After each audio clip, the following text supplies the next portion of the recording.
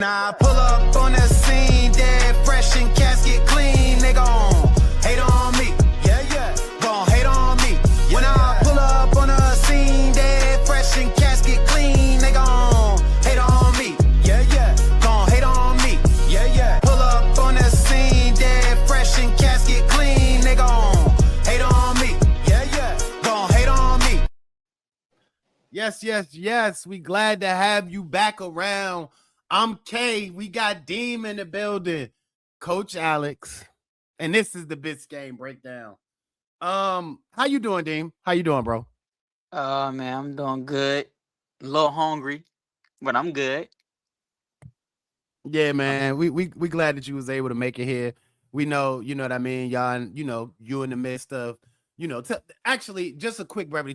I'll let you do it because you better at me. Tell the people why you hungry. We gotta salute you. We gotta put that out there. Respect. Just 30 seconds. You ain't gotta go deep. Ramadan, so we fast from dawn to sunset. So, I got about a half an hour left so I can go eat, then pray and enjoy my family for the rest of the night. Absolutely. Respect on the respect. And for that very reason, we're not going to have Deem long, but we always love when Deem pop in because, of course, the Biscayne Breakdown is Deem's as well. So we love having him on. And even if it's only for a short while until he go get his worship off, which we absolutely respect and salute and admire, we got him. All right. We were having a pre-chat pod discussion. And about a minute in, I was like, we just got to start the show off because I'm sure, as you can see, Alex is less than his enthusiastic self.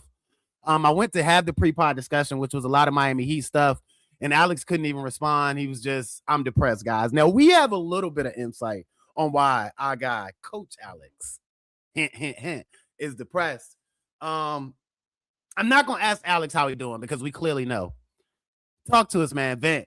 You're about to get it off your chest. He say, didn't even get a shot off. Tell the people what that means. Start at the top. Tell the people what that means. Hi. Chat, say hey. I coach Division II basketball. Team went on a hell of a run. Got to the conference championship. And he told us they could do this. He thought he served this up for us. He told us this was gonna happen. Didn't mean to cut you off, but it's just. You good, brother. We got to the conference championship. There's a bunch of ups and downs all game. We had an opportunity with like 8 seconds left to tie the game. We called a timeout, drew up a play, put the ball in the guy's hands. We was like, hey, you got to come down. We're going to set you this. Somebody going to set you a pick, pop off of it. And when the forward popped, it was like, yo, like somebody has to, we have to get a 3 off to tie the game. And so we came down the court. He set the screen. Guy pops off the screen. He throws, guy with the ball handler comes off the screen, throws the ball back to the pop guy, basically wide open at the top of the key. And instead of just catching it and shooting it, he takes a dribble and tries to pass it to somebody else. You can't do that, coach. And while the ball is in flight to the corner, the buzzer sounds. The other team is celebrating. The guy in the corner, I didn't even realize until after, and other people told me, the guy in the corner who he passed it to caught it and made the shot. But it was after the buzzer. Man. That's a hurt piece. That hurts even more knowing he made the shot at the buzzer. I mean, we're not gonna stick around too long because we're not gonna stick on this subject extremely long because we can already see how it's affecting you. But you mean to tell me he had a butt naked look at the shot you needed? Off of the play that was drawn up, the forward pops to the top of the key and has a butt naked look at the 3 that you need. And not only looks to move the ball, but takes a dribble. Don't even immediately move it. Takes a dribble. My bad, bro. My bad, bro. Oh, man. That ain't funny, man. I'm sorry, Joe. Put a curse meter there. The emotions got me. That's not funny. It's just all you can do is unfortunately laugh through that. I mean, because like that is one of the worst feelings ever, dog. That's But basketball 101. Get a and shot up. I mean, it's Yeah. like obviously I've had over 24 hours to like really continue to digest the fact of everything that happened. Um, I mean, my head coach, Coach Rob Burke, he does an elite job with our guys. And one of the things he like, obviously, the guy who made that extra pass when he should have shot it, Mhm. he was distraught. And Absolutely. coach Absolutely. went up to him and he grabbed him and he was like, "Yo, like you played a hell of a basketball game, and you not shooting that ball, did you not shooting that shot didn't win or lose us the game. Like Right. we had already throughout the game made the mistakes to put us in that position. So like that one play didn't win or lose us the game. That just was trying to give us the opportunity to send the game to OT. And I mean, it just wasn't in the cards for us.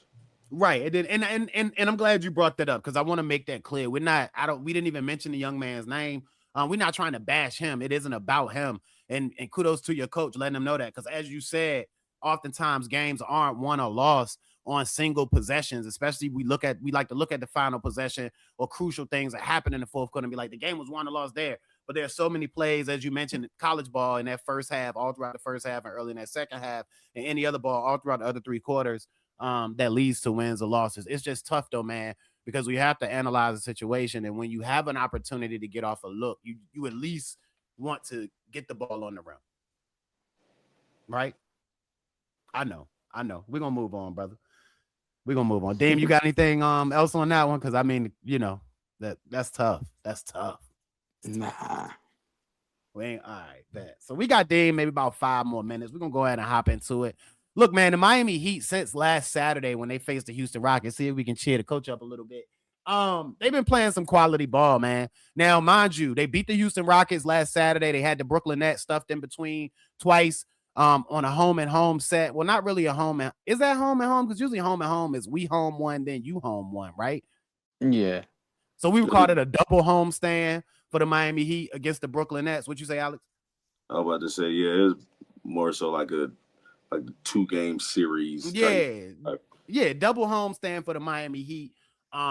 Which they beat the Brooklyn Nets twice.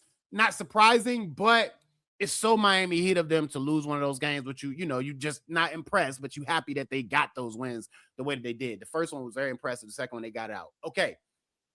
Now, of course, that's the Houston Rockets. Then they had a matchup on Friday with arguably the hottest team in the league over the last 3 weeks to a month in the Charlotte Hornets. And many people were calling that a playoff type game, a playoff type atmosphere. Hornets 8th straight sellout. Hadn't been selling out this much in years. The atmosphere, the fans, the people, the team, the organization as a whole can feel it. The rest of the league is certainly taking notice of what they got going on down there. And the Miami Heat were able to not only get a win against the team that's been one of the hottest over the last 3 weeks or so to a month, as I mentioned, but do that in a big way in a highly contested game on their home floor. Even not to outdo themselves, this was Friday. On Sunday, they would be facing the conference leading Detroit Pistons, albeit in Miami. They would be facing them, a team that has, split with them this year. A team that has ran roughshod over the rest of the conference and has tried to, put themselves in a position to head into the playoffs with that number one seed in the easy path. Not only did the Miami Heat beat them, they left kneecap. I mean, they put foot in them all the way up past the calf muscle from the opening tip and never got up off the gas, which is extremely impressive. As I know Deem only has a couple more minutes before he has to go get his worship on, I just like you to give us a couple of thoughts. And of course, we want you to stick around as long as you want, but we want to make sure we get your thoughts here. Give us your thoughts on, I guess, the last 9 days or so of Miami Heat ball. From Houston, double Brooklyn, Charlotte, Honestly, to the Detroit Pistons game. Tyler Herro, bro. Tyler Herro. And I know Coach said this in the messages the other day. Yo, Hero's been playing great ball, man. And I said this on the last show that I was on. I don't know if y'all did one after that, but I said the last one that we was on that he needs to start. And we know it was only a couple games left, and he only played 9 games at that time before now. And no, but these past 4 games is he's been hooping, man.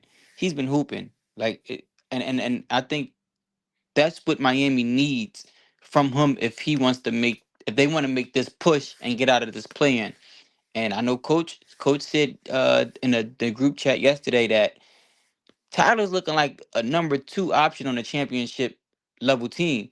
If he can be a legit number 2 option on a championship level team, Miami might can get a playoff win. Like, they might can advance to the second round depending on matchup if Tyler continue to play this level, and then with Norm coming back, like, the teams. I had doubts. I said, I know you guys thought they can go to the 5th, maybe the 4th seed. I said I don't think them going past 8. But the way number 14's been playing, I, if he keep it up, I see them. I see them making it past the second round. Well, getting to the second round at least. At least. And I like that. And I'm gonna add something to that, but I'm gonna let Coach get his stuff off when it comes to 14. Because he has been very adamant over the last few games in our group chat about the things that he's seen from one Tyler Herro. So since Deem went there specifically, which is very appropriate, I mean extremely appropriate, given what we've seen. What are your thoughts there on Mr. Tyler Herro and the way he's played? More specifically, since he's been back inserted into the starting lineup with Norm being down. What you got, Coach? Yeah, man. So I was at the game in Charlotte. So I saw a suite. He was in a suite. Things might not have gone right out, but the leading up to it, it was cushy. He was in a suite, people. He getting money. Go ahead. I'm sorry. I had to tell the people that. Definitely ain't getting. I need to get more money. I definitely need that. But I mean, yeah, I was blessed with the opportunity to make it to the game, and like, I mean, if you pay attention to our pod, like you've known ever since I appeared, I've been one to be like, hey, like we can ship him out of here. We can ship him out of here. We can ship him out of here. That boy 14, sheesh, like. Just the atmosphere of that game, like Kay said, like I said, I was there. That was a playoff game, and he hit every shot, made every play, every single time it needed to be done. He was there, and he rose to the occasion. And so I was talking to somebody earlier today, and I said, like they mentioned, that I think Tyler, he's not the number 1 guy, but he's good enough that in certain matchups where he can have number 1 moments and he can take you to where you need to. Like if that's a playoff game, he literally stole you the game because of how he played. And man, like he just been on a freaking roll, dog. Like I'm a fan. I'm ready to I ain't paying him 40 something, but we could come to the negotiation table and we could get something figured out, because that white boy cold. He's cold, dog. He's like that. He is like that. He's as advertised. He's not as good as he thinks he is, but he really good. I think that last thing you said is very important. He's not as good as he think he is, but that's what gives him the edge. And to that point, usually, I think it's a brilliant segue. In past years, what that has caused him to do is be very, very uber aggressive in the most inopportune times, which puts you in a position to come to expect that volatility with his play. And I think that what we're seeing now, not only the shot making is crazy, as you've said. He's made some shots over the last couple of games. I'm like, yo, all right now. But the decision making, the way in which he's going out to get his, but at the same time going out to do that and playing within the confines of the team. He's making other people better with his movement, with his passing, with his leadership on the court. We can go back to the Durant stuff, which I was like, okay, well, Tyler did. It seemed like he did that to kind of stir some stuff up, and the team reacted. And then I saw a quote where he literally said, hey, that's what I was doing. We needed an edge. We needed something to rile us up. And he was like, I know KD a little bit. We got a little history. I felt that was the perfect opportunity to kind of stir something up, and it worked. It's all of the things, man. I don't know. Look, man, I've been right there. I haven't been a Tyler basher, but his health has bothered me, and the playoff performance last year bothered me. So I have been like, I may be out on 14. What can we get for him? But I haven't been a Tyler hater. What I will say now is that without a doubt, you adamantly have to give the boy his respect. For as loud as all of our criticism has been about him not being on the court this year and his past 6 years in Miami, what you've seen him do since coming back, and especially in these past 4 games without knowing what he has had to be the number one option, you got to respect it. And I would offer this, and then I'm gonna let Deem get a little more off because we don't know how much time we got him left, and I see him unmuting himself. I would say that with Tyler playing like this, and if Bam is gonna continue to be as aggressive as he is, as far as driving the ball and looking for his own offense, amen, they can make some noise. Second round minimally, like Deem said, and that's with heat check Norm coming back and Wiggs, who's been two-way. And we got to figure all this stuff out with them on the floor because there's a little some maybe with the spacing and the way they playing with them off the floor. But I still think you can find a way to merge that in and try to maximize everything you have with them and everything we've seen. Last note before we let Deem go. Just look. I mean, yeah, it's only in 20 games this season. Tyler is averaging, well, he's 50, 40, 90 right now. I saw that. Right. And I don't know the game threshold, but that's impressive. Go ahead, Dean. What you got? But I just wanted to what Coach said about Tyler. Not what you say, Coach? He's advertised. What you say? Say it again. I said he's as advertised. He's not as good as he thinks he is, but he's cold. Okay, yeah. So that's the thing I think with all Heat fans is we know how good Tyler is, right? But Heat fans don't want to pay him as like this top tier guy when he's not that guy, right? So the thing is, I don't think Heat fans Deemism, not that guy. Yeah, I don't think Heat fans hate Tyler. I just think is they're afraid to put him in this tier and pay him this tier that he's not in. Tyler has been up and down a lot in his Heat tenure. I'm not going to say I hate Tyler, but he's not my number one choice. Like, I would take a lot of guys over him, and I think that's like Heat fans think Tyler's a 6-man, right? And some Heat fans think he's a starter. Now we shouldn't pay a guy who thinks that he may be a starter, he may be a 6-man, or So it's like it's hard for Heat fans. I don't necessarily disagree with you there, Deem, at all, but that puts you in a funky position. Then it's like, well, what you're seeing now, you're like, hey, I mean, you feel like Alex. We might want to go to the table and see what we can work out. But then, to your point, Deem, it's like, well, if his starting point is 40, you can't do that.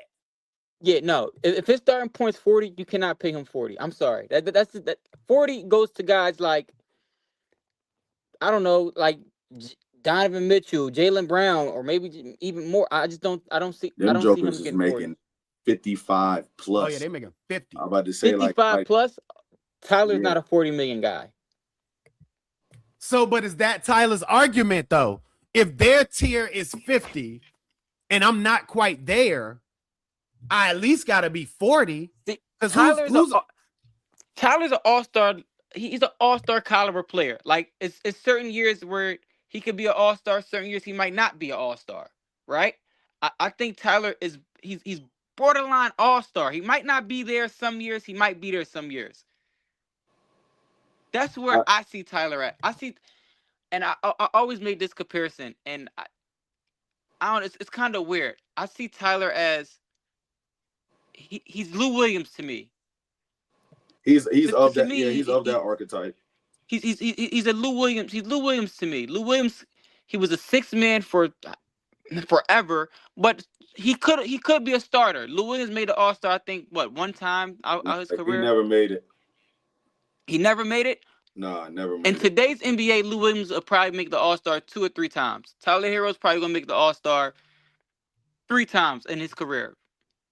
I believe that's where I believe that's where Tyler is. He shouldn't get paid top dollar, but he should get paid 25 plus. I think he's a 25, 30, even 32 million a year type of guy in today's NBA.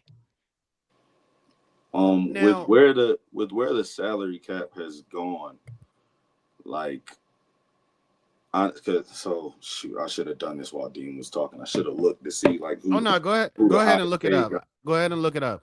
Deem, let us know before you just bounce off. Just give us a word. Give us and the people a word before you just leave off. All right. Deem. Okay, he must be in the middle of something. What you looking up right now? My fault. I got you. I'll let you know. I got like 5 minutes left. Oh, I bet. I just didn't want you to fall off and the people be looking for you. Now we want to give them a proper send off because what you've offered, your insight this far has definitely been valuable.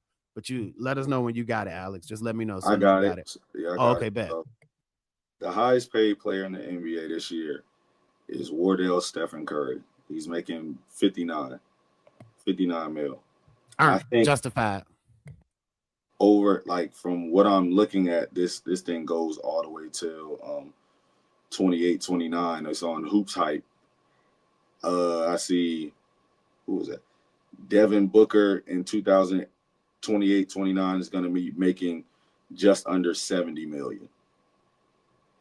So, like, honestly, dog, with that in mind and those tiers of players in mind, the relative money, I think, All right, quick question for y'all, for both of y'all. Where do y'all rank Tyler Herro with Austin Reeves? Oh, you Is want he us to be better or worse? Or they're the same level? Same level. He's better than Austin Reeves than me. He's better than Austin Reeves because of the fact that he's shown that, like, he can carry the load to a certain extent as a number one guy, even though that really didn't come with overall team success and playoff success. Well, I mean, last year was last year. Like, Jimmy tanked the year, but and the Heat front office handled that terribly as well. But like, Tyler has shown, I'll give him that he's better than Austin Reeves, but it's really, I think it's close. I don't think he's better. I think they're on the same tier. The difference is Austin Reeves had to take steps back behind LeBron, AD. Well, when AD was there, so that's just LeBron, Luka, AD. Tyler was Miami pushed Tyler to be the number one. Remember, Jimmy didn't want to be the number one. He didn't want to be the go-to scorer. He didn't want to be that guy. We pushed Tyler to be that. Yeah. In my eyes, I think him and Austin Reeves are the same exact. They're on the same exact tier. And we're not going to see Austin Reeves getting 40+ million a year. Yeah, you're right about that. What is Austin Reeves making now? Because I thought that they said his extension, but he said he wanted his extension to be like 35, 40. I think that's what he's looking on the open market, Dean. And I mean, I think. And guess what? A team's going to pay him that. Yeah, and if Tyler was on the open market, certain teams going to pay Tyler that. The Lakers are gonna. Let's back up. The Lakers are gonna. I think the Lakers are gonna pay him that because they're gonna look. I mean, I don't think they're gonna. They're not gonna re-sign LeBron. Like, LeBron. Yeah, no more Bron. Bron ain't going for the Lakers. Yeah, he out. So yeah, like, they're gonna give Austin Reeves that money. I mean, because they have to, because they got to fill the team. Yeah. But also, like said, you let that talent go, it's going to be hard to replace it. Now, here's my thing. I think Tyler's a little better because he's bigger. I like his handle more. And I like the fact that Austin Reeves can play in the middle. I don't know if he's bigger than Tyler. No, I think Austin Reeves is like 6'2", I don't think Tyler's bigger than Austin. They're both 6'5". Oh, they both 6'5". I'm sorry. I thought Austin Reeves won by like 6'2", 6'3". Nah. Okay. My apologies there. Well, I'll take that one off. But here's the thing. Austin Reeves, he can play in the middle, but Tyler's a true 3-level scorer. Austin Reeves want to get to the cup or hit the 3. Yeah. I get you. I give you that. And that's why I like Tyler a little better. Because when he can get, you know what I'm saying? When you're struggling, he can get to that floater. He can get to the little pull-up midi. He can do things that Austin Reeves just can't do, and that allows him to be able to exploit more defenses or coverages. Yeah. That's my thing there. Because defensively, they both can be targeted. And you pick and choose. You know what I'm saying? Very much so. And here's the kicker. We're making that comparison, whereas you say, Alex, he has to play behind. Tyler Herro's never played with the LeBron. Tyler Herro's never played with the Luka. He's never played with the type of player with that magnitude, but we're still comparing them. I feel in my mind, if he was playing beside a player with that magnitude, his numbers would be better than Austin Reeves, in my mind. Because you can't double coverage 2 cats, because then it's 1 cat to guard 3 more cats. Mm-hmm. Like, in Tyler Herro see consistent doubles and pressures and schemes now when he's cooking. But it's like if he was playing beside Luka and or Bron, I mean, hell, if he was playing beside both of them, Jesus. You see what I'm saying? So that's my theory there. And again, I'm not saying the gap is a mile apart. I'm just saying I think Tyler Herro's a little better than Austin Reeves, and those are the reasons why. Go ahead, Deem. You said you got to go, so get in your last points, brother. Yeah. You said you I got ain't some got more nothing like that, else. or that was it? Because that's a fun game. I like that. Matter of fact, Deem, next time you plan on being on, bring us a list of guys. Bring us 5 guys. Matter of fact, bring us the guys, if you have time, bring us the guys that you would pay before Tyler Herro. And we could do that exercise for like 10 minutes. I like that. That's cool. Yeah. But anyway, I gotta go, exercise. Man. Great I'm having definitely you, gonna brother. be back on the next one. Okay. So we'll coordinate and see which day is better for everybody. Because we also got to bring Kev on too. We tried to get him on, but Kev's schedule, West Coast a little later, time work. Most of us are East Coast, so it work better. But anyway, Dean, go get your blessings on, man. Like I said, respect to the respect. Throw a little one in there for us, the whole crew, if you can. I don't know how that works, and I ain't trying to be disrespectful, but if you can, get us a little blessing in there too. Got y'all. Thanks, I appreciate it. Absolutely. Take your time, boss. Deem, ladies and gentlemen, he out. We'll catch him next time. But it's still me and the coach. And I got the coach out of his doom and gloomy mood, thankfully. I'm not trying to take you back to the doldrums. But look, that takes us here. Tyler Herro's been balling out of his mind. And as we mentioned, it's it's been concurrent with the time that unfortunately Norm Powell and Andrew Wiggins, who was out for knee tendonitis in the first game, and he was out for his big toe against the Pistons. I mean, heavens to Betsy. But anyway, long story short, inevitably those guys are going to come back. What does the lineup in the rotation look like in your mind, Coach, when specifically Norm, but when Norm and Wiggins re-enter the rotation?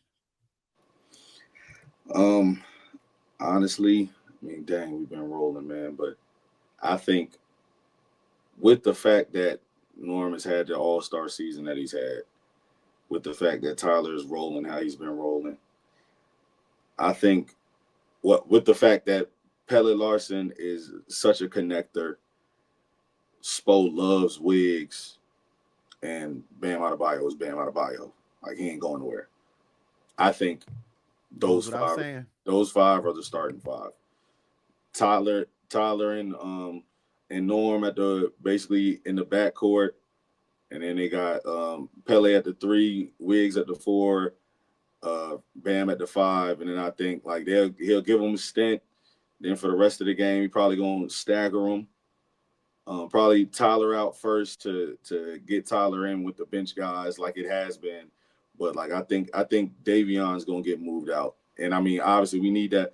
You would like to keep that point of attack defense, but like at this point I don't think you can't take Pelle out. You're gonna use him for the size and use him to guard at the point of attack, and you're just gonna figure it out with both of them out there, man. So here's my thing though. Just like you were easing Tyler Herro back into the fold,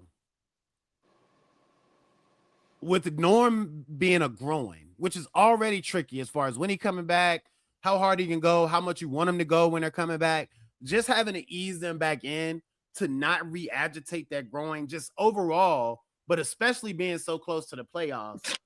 Can you see a scenario where Norm is coming off the bench? 1, to help the rotations and everything flow smoothly, but 2, to help him in his body to not push him as hard, to make sure that he's building up the proper way. We're getting the most out of him as far as what we can get out of him for his health, and that allows, while also not bothering his recovery or potentially risking further injury as we enter the postseason. Does that not make sense? Or am I tripping? You're definitely not tripping. I think whenever Norm comes back, probably like however much runway that the Heat have, he's definitely gonna come off the bench at least twice. But then that third game, he's gonna be back in that starting lineup, dog. Like I feel like I think I mentioned it on the last pod, but I felt like that the injuries that he's dealing with now is because of the fact that he had to carry so much of a load, because of the fact that it was like we thought we was gonna get Tyler back at a certain point, and then he came back for 3 games, and then he was gone again for a month. Again. Yep, and then he came back again, and then he had the rib sting, so then he was gone again until now. Like, so I think like we ended up having to put more on Norm's plate than anticipated, and like that wore on him. So but I mean that still goes back to the point where I talked about the fact that I mean the man was an NBA All-Star this year, so I don't think Spo has too much respect for a veteran guy like that literally just made his first All-Star team to I feel like go to him and be like, hey, like I need you to come off the bench for the rest of the year. Like, because are we under the same pretense that they're gonna try to bring Norm back? Yes. Right. Okay. I just want to make sure we both understood that. Interesting, man. Here's the real question then, before we move on, because we can't answer the questions, but we did want to be respectful and knowledgeable and bring it up because it's intriguing. Is it gonna mess things up? It's gonna be a tricky fit. It's always been a tricky fit. It's never honestly fit. But I think we have good enough and smart enough basketball players, and obviously Eric Spoelstra is the best basketball coach in the NBA. And he finds a way to remind you every March. They're gonna figure it out. We're gonna figure it out, and one, I think we're gonna get out of the play-in, and two, I think we're gonna scare the crap out of whoever we match up against. We're gonna scare the crap out of them. I've been saying it from the very beginning, and folks call me crazy. There ain't but one team that bother me, and that's them boys in green. That's it. Everybody else can be beat. And we've proven that because we beat Detroit twice, have beaten OKC. Not that I'm saying you want to see them in a series. I'm just saying, like, this Miami Heat team, they can beat anybody and they can lose to anybody, and that's scary. But here's that next thing. If the defense is as locked in as it has been over these last 7 to 9 days, then that takes your beating anybody and losing anybody is 50-50. But if you have that type of defense, and if Bam is being aggressive and driving the ball and looking for his total offense the way he has, that proposition goes more from 50-50 to 70-30, maybe even 75-25, or am I tripping? Nah, you're not tripping, dog. I mean, like I said, I was in the building on Friday, bro. Like, the whole fourth quarter, we ran the zone the whole fourth quarter, but like it's like we got Drew Smith. It was Drew and Pella were up at the top. Tyler was on one wing, Bam Adebayo was on the other wing, and in the middle you got a 7-foot freak in Khalil Ware. Like that's what Charlotte was trying to go against. Obviously, we absolutely responded to the tough coaching. When you say the tough coaching has worked. Very much so. And I mean, like, we ran the zone against KD and the Rockets. I feel like they felt okay about being able to guard the Nets, so you didn't see as much zone. Yesterday against Cade, what? Oh, Pistons, y'all can't shoot. Duncan's the only shooter. We right back in this 2-3 zone. Let's see what you got. Like, Spo is a freaking wizard. He's a mad genius. And you're touching on something that's important. And this is why I think you can't take Davion out, because what Spo has found with that 2-3 zone, he can deploy any guy at the top. You can see Jaime at the top. You can see Pella at the top. You can see Wiggs at the top. You can see Bam at the top, depending on the matchup. But what I'm saying is what he's found out is he has a 3-guard rotation of different, very skilled. It's almost like what's my guy? What's the movie he said? Liam Neeson. What's his series of movies? Where he got to find his daughter.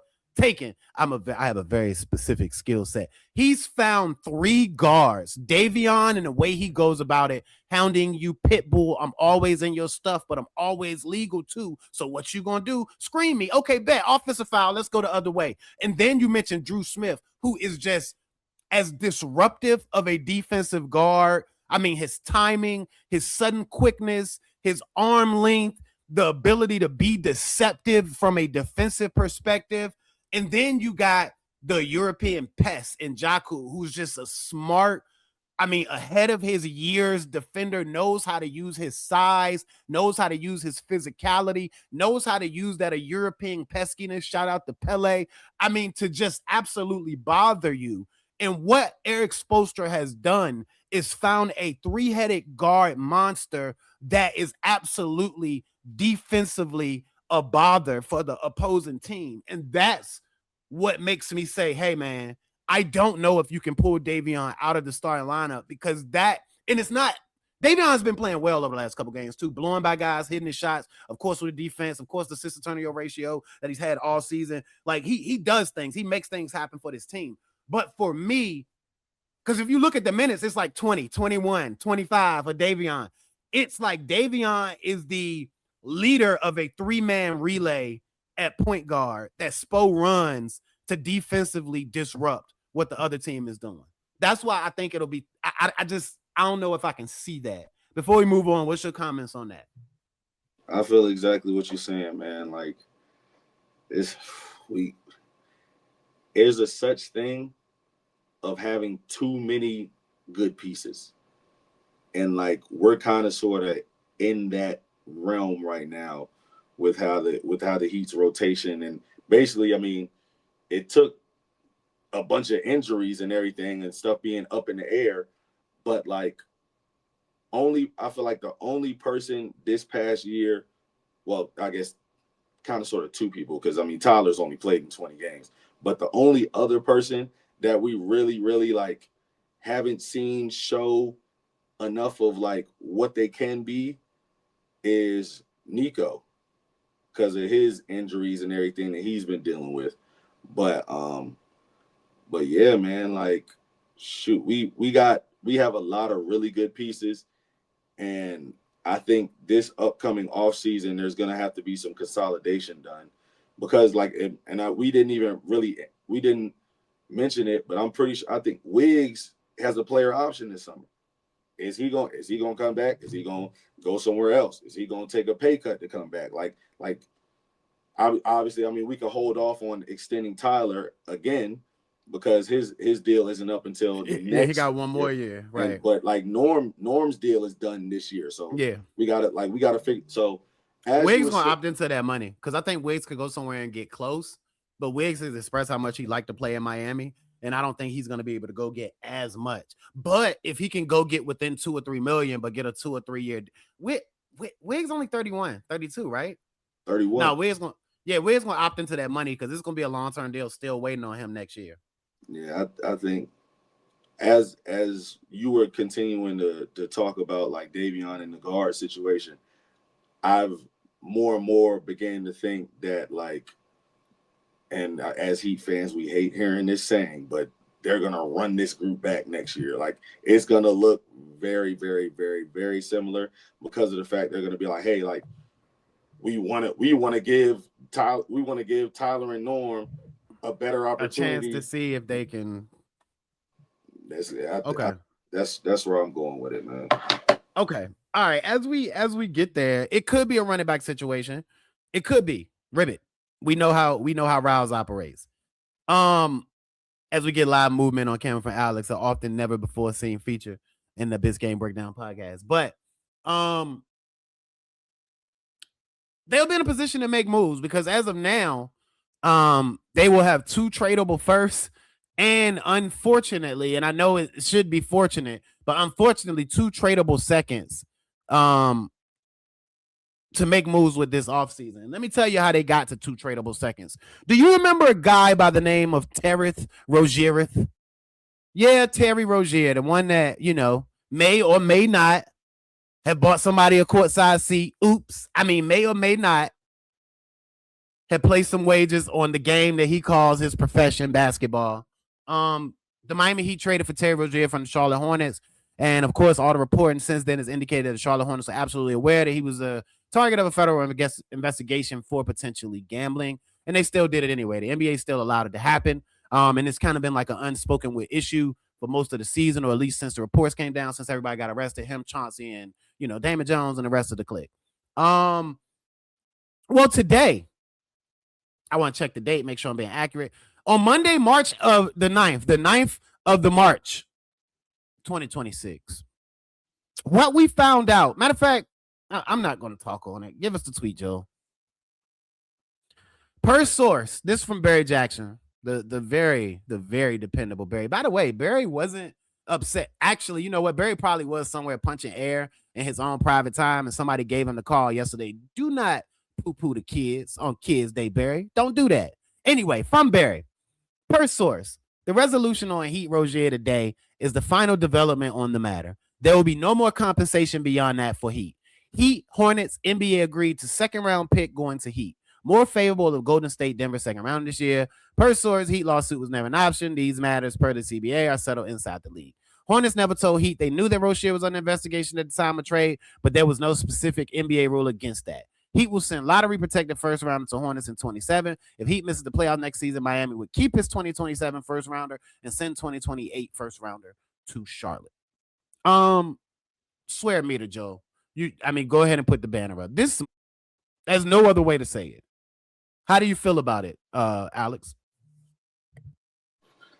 Man, it is what it is. We got hoodwinked, bamboozled, led astray, run amok, all of it. Run amok. Like the fact that is the year of our Lord 2026, and this happened a few years ago, but the fact that obviously, as the Hornets organization, you not gonna basically let it be known that Oops. Yeah, you got, hey, I'm trying to sell you this bag of apples, but 3 of them at the bottom are already rotten. They know the apples got worms. They know they got worms because they bought 3 bags, and the first 2 they opened had worms. And hey, I heard you say you want some apples here. Like, we got some apples. Like the fact that it irks me. Bad fucking apple. It honestly irks me. Like, this is a bad look, I feel, for Adam Silver. Like, this is not a good look for Adam Silver. David Stearns turning over in his grave. God rest Boy, David Stearns would have tore the stinger out of them Hornets. You hear me? He would have pulled the stinger out with his bare hand. He would have told the world, yeah, we didn't approve that trade because Terry Rozier is under federal investigation right now. Like, absolutely, he would have let that jump be known, man. So, and here's the thing that bothers me, man. Silver is a lawyer, if I'm not mistaken, right? Yeah, he's a lawyer, bro. And that doesn't mean that you're a criminal lawyer, whatever law it is. I'm just saying what that means is you understand the law better than most people. Anyway, yeah, man, that just, been burning me up all day, but that is what it is. So we'll have so we may make some changes, may not rip it because, of course, we got another second rounder now. It's just important to mention that he have 2 first rounders and 2 second rounders to trade if they decide to make a move, but we ain't got there yet because we're enjoying this team so much. As we've mentioned, man, along with the defense, Tyler Herro's play, you got to mention the defense. Kel-El, shout out to Kel-El, the hard coaching work. Shout out to all the guys, man. Pell's been absolutely balling. Jaime looked like Mexico Jimbo as we thought he was. That 3 ball is even looking like it's one to fall now. All the guys are playing. Yeah. All the guys are playing extremely well, man. But we got to take a moment, to just salute our guy. Bam Adebayo has been extremely aggressive, whether it comes to his jump shot, whether it comes to the specific moments of the game. He's making concerted effort to get us off onto good starts. And if there are moments where you see we need a jolt or we need somebody to do something, he's done it. But along the way to just being a very much more aggressive overall offensively and with his drive game, Bam has been quietly racking up the milestones. Give us the graphic, Joe. these have changed because I think this was Alex, help me out here. These were the numbers as of what? Friday against Charlotte, I want to say. I honestly don't know. Okay. Yeah, I think that was yeah, okay. I think these were I'm sorry. You was in the suite at the game, so you didn't see the graphic as it came. Okay, my bad. I'm sorry. He was in the suite. Give me the graphic again, Joe. If you look at it, give me the graphic again, Joe. My bad. Okay, trying to pull it up. Okay, maybe I can't get the graphic again. Sorry about that. At this point, basically, we know that Bam is slowly approaching the top of every statistical category when it comes to the Miami Heat. I think before said and done, everything but steals, Bam will be number one in Miami Heat history. I mean, not steals, everything but blocks. Points. I'm sorry. Points. Everything. I think he's going to end up finishing number one. He can't catch D-Wade. You don't think so? He ain't got enough, but he ain't got enough buckets in there to catch D-Wade. You don't think so, bro? Bam 28. Bam 28, right? And Bron is 41. So even if he don't pull a Bron, UD retired at 40, right? Bam ain't playing that long. Hold on. Boy, Asia gonna play ball till she can't dribble no more. You tripping? Oh, I'm already knowing. Asia gonna keep hooping. But like so, and I think Bam built like that too. Like that drives them, bro. I mean, so you don't think he's gonna finish number one in all categories with blocks? You saying blocks and points? I'm looking at it. Blocks is Alonzo. Sheesh. Joe, you can't give us the graphic again? Oh, my bad. Let me click to the private chat. He probably said something there. There it is. There's the graphic. Oh, okay. There we go. Joe must have had a phone call. Defensive rebounds first, rebounds second, points second, assists third, steals tied for third, blocks fifth. I honestly think Keller's going to catch him in blocks if he stick around. Definitely. So that's just one reason, that I don't think, what I'm saying, he'll be able to do that. But yeah, man, I think he's going to finish first in all of those other categories. What D-Wade sit at points right now, Alex? Did you look that up? Yeah, D-Wade is number one in points. How many? Shoot, give me a second because this done is kind of that's points per game. Hold on. All good. But yeah, man, I mean, I can't. Because hit us with that number in the chat. What's the number on points for Bam? And let us know, Joe, what's the points number? I think it was 9,000 something. Because we just want to make a little comparison real quick. Bro, what the world? Like, it's got 2-point field goals and 3-point field goals. Like, it don't have just, hey, these are the points. I got you. I'll tell you what. We'll circle back around to that at the end. Joe, looked at. Oh, you got it? Okay. Yeah, it was right in front of my. So, D-Wade, 21,556. And Bam, pull that graphic back up for us one more time. Bam is at 10,001 right now points. Okay, so Bam is at 10,000. So 11,000. Bro. In 10 seasons, whereas in every season before last season, we've been asking that man to be more aggressive. And he came into the league at 19. So is this his 9th or 10th year? This is year 9. So in 9 seasons, he's already halfway there. And in half of those 9 seasons, we begged for him to shoot the ball more. You don't think he's going to catch bro? I think he's going to catch bro. Yeah, bro. I think Bam going to finish number one in everything besides steal, dog. That's what I think. And we can put $5 on it from 10 years from now. You'll owe me $5. I'm cool with it. We can figure it out. But yeah, put that on the books, Joe. Me and Alex got a $5 bet on if Bam end up finishing number one, and hopefully, if the Biscayne break's still going by then, somebody will remember this moment. Yeah, man, that's been a pretty stacked show, man. Did you have anything else that you wanted to touch on? I mean, before we. March 9th, 2036. Bet. Exactly, Joe. Yeah, bro. Before we get to our, just our usual way we end the show, which is how we feeling, but the remainder of the season. Did you have anything else you want to touch on? Nah, not for real, brother. For sure, for sure. Well, if you look at the standings, um, right now, the Miami Heat are currently The Miami Heat are currently seventh in the Eastern Conference at 36-29. Literally, the Orlando Magic has a winning percentage of .556. The Miami Heat have a winning percentage of .554, where they're both tied for 10th. Whereas the Miami Heat have one more win, but also one more loss than the Magics. And then the Magic. So they're 6-7, 10 games back of first. Toronto is 36-27, 9 games back. Cleveland in action now, actually, against Philly.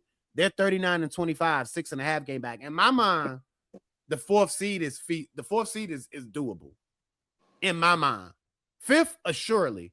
But with this last stretch and how they're playing now, the fourth seed is up for grabs. They can do that. Because Cleveland still got to show me some stuff. They still got to figure out a way. Not figure out a way, but we've seen James Harden playing quite a bit without Donovan Mitchell since getting over there. So they got to show us that they can be as dynamic with both of them on the court. Because even though they're both dynamic players, as we're talking about with our guys, it don't just work like that. They got to fit. So what you thinking there, Alex? I think it's like I know I've said this in the past.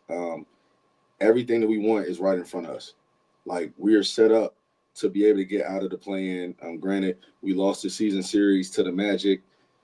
Pretty sure we lost the season series to the Raptors too. But like, I'm pretty sure with our strength of schedule that's remaining, that we are gonna be able to make up ground, and hopefully those guys lose ground. I mean, I'm looking at it right now. We got the Wizards, Bucks, Magic, Hornets again. We got 2 more games Cavs versus the Raptors. So we still have a chance to tie them in the season series. I mean, because we've lost 2 to them already, right? Yeah, lost 2 to them already. So yeah, we got back-to-back games. Actually, but both of the games are in Toronto on April 7th and April 9th. So that is something there. Not to cut you off. You good, but I mean, yeah, man, we got an opportunity right in front of us for us to be able to get out of the play-in, which has been the whole organization's goal, and I think it can definitely get done. My hope is 5th at the best. I don't see us being able to get all the way to 4th. I think we did too much damage in certain games that we lost when we shouldn't have lost. But yeah, man, I think we're definitely gonna get to, like I said, out of the play-in. Absolutely, absolutely. And again, if it was purely on us to chase Cleveland down, I would agree with you. But it's not purely on us to chase Cleveland down because, as you know, Cleveland lost to Boston. Philly could lose to Cleveland tonight by 20, but they could also beat Cleveland by 7. If Maxey goes off. I know no Joel Embiid, but it's possible. So, it's still a chance there. These next couple of games for Cleveland gonna really tell the tale. And it would, I don't know. 5 is definitely out there though. 5 is definitely out there. And those 2 games late, those April 7th and April 9th matchups near the last game of the season, gonna probably provide to be crucial to seeding, because we probably gonna be neck and neck. Unless they, go on a mini streak of losing, we probably gonna be neck and neck. We've already expressed that we think, at least a second round berth is what we're looking at. Quickly. How far at absolute best could you see this Heat team go if they continue to click at the same level offensively and defensively, Alex? Depending on the matchup, we could beat somebody in the first round and we scare the crap out of somebody in the second round. That is literally best case scenario. Guys stay healthy, everything is rolling. Spo is mad genius and going crazy. Like, that's what I see. Like, I don't think it, like, yeah, like if this group was able to figure something out and get past the second round, I'd be in total shock. Like, I definitely would just be in total shock, bro. Like, yeah, I'm right now first round, But like I said, if everything Hold on, first round exit or winning the first round? depending on the matchup, man. Like, okay. Like I said, man, as long as here's my thing, and Boston don't even scare me. It's just they haven't beat Boston, and that whole Boston thing, like that's a different type of animal of a matchup. So as long as it ain't Boston, I think they're gonna easily get to the second round in my mind because nobody else is consistently scares me if they're playing the same way they did.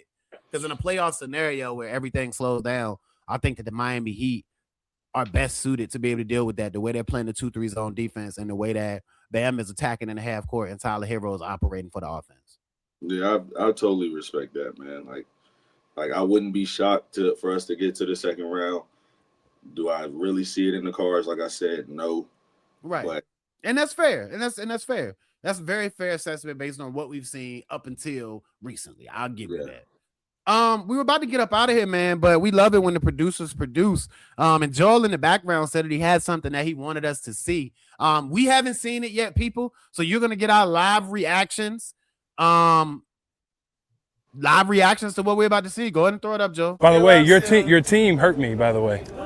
The Heat hurt me. Oh. Yeah, the Heat hurt me. I just want to say. Did, and I'm sorry for that. Yeah, so I'm just saying. Fair, I haven't been to a game since. Great. Switch alliances. No, I can't And do remember, that, Steph is on my team now. So, like, everybody loves Steph. I do love Steph. See? He's very nice. Coco's a Warriors fan. She said it. Coco loves the Warriors. Hey, good to see you. Thank you. As always. P. Y'all heard it. Coco's a Warriors fan. Y'all heard that. All right. Yo, clip that. Clip that. Seriously. Let's get it viral. Let's get it viral.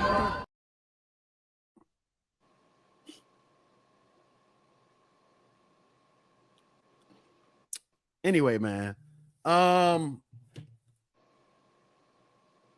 What are your thoughts, Alex? You got anything? I miss Jimmy. Look at him in a dark room talking about man. Listen, bro.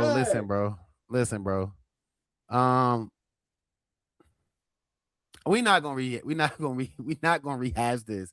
I just lost a lot of respect for the dude, bro. I ain't even gonna hold you. It ain't even about him doing what's best for him. I respect that.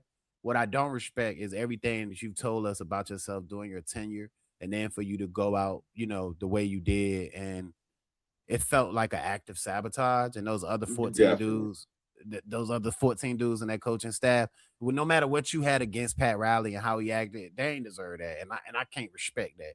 And now you running around, you know what I'm saying, like that. I mean, Jesus. Anyway, man, look. We're not giving that no more time. You about to set me off. Anyway, listen, we thank you for lending your ear to this sound. That's Coach Alex. I'm Kay, and this has been the Biscayne Breakdown. Hit the button, Joe. Now I pull up on the scene, dead fresh and casket clean, nigga on.